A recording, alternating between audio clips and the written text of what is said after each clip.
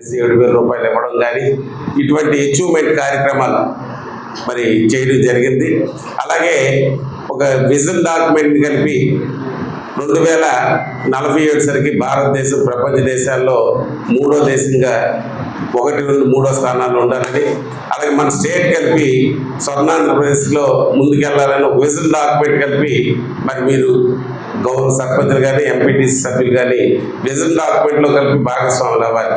అంటే ఈ ప్రభుత్వమే 2047 ముందుపోద్దని కాదు, ప్రభుత్వాలు మారుతాయి, ప్రజాప్రతినిధులు మారుతాయి, కానీ ఈ రాష్ట్రం శాశ్వతం, ఈ దేశం శాశ్వతం, ప్రజలు శాశ్వతం.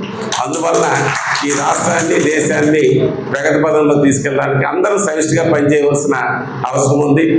మనం ఎక్కడో ఉన్నోళ్ళం కాదు, అందరం ఈ ప్రాంతంలో ఇక్కడ పుట్టి పెరిగిన వాళ్ళమే.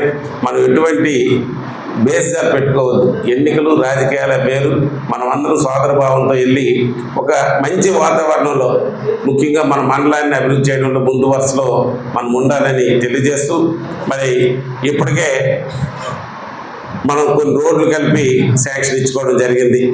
మన ఎస్టీ మాయకోడ సార్ అవేళ రోడ్ స్టార్ట్ చేసి మధ్యలోనే ఆగిపోయింది, రాళ్ళు తేలిపోయి ఉన్నాయి కాబట్టి దానికి 1,92,00,000 రూపాయలు మంజూరు చేయడం జరిగింది. అలాగే మన సుబ్రహ్మణ్యపురం, అదే మన జలుమూరు నుంచి పోయే సుబ్రహ్మణ్యపురం బూడిద వరకు కలిపి 2 కోట్ల రూపాయలు మంజూరు చేయడం జరిగింది. అలాగే జలుమూరు మండలం, అదే మన సిపి రోడ్ నుంచి ఉసురు జోలకు కలిపి 98 లక్షలు మంజూరు చేయడం జరిగింది. అది కాకుండా ఈ డ్రైనేజ్ కల్పించాం. అయితే ఇంకా మనకి ఇది మొదటి విడత, ఇంకా మనకు ఉన్నాయి పనులు చేసిన వాళ్ళు మనకు దొరకాలి. ఇప్పుడు నువ్వా నేనని కాదు, ఇప్పుడు పరిస్థితి కలిపి పనులు చేసిన వాళ్ళు దొరకాలి. సమస్యలు ఏమున్నా అవి తప్పనిసరిగా సభ దృష్టిలో, మీటింగ్ అయినప్పుడు సభ దృష్టిలో కానీ నాకు వ్యక్తిగతంగా పంపించిన నేను అవి స్వీకరించి ప్రాధాన్యత క్రమంలో, కారణం ఏంటంటే ఇప్పుడు మనకి అన్ని రోడ్లు మళ్ళీ పాడైపోయే పరిస్థితి ఉంది. గ్రామాల్లో మనకి జలజీవన్ మిషన్లో అన్ని రోడ్లు దవ్వేయడం జరుగుతుంది.